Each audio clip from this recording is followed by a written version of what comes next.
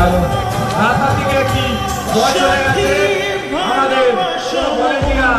রাস্তার দিকে থাকলে ভাই বলটা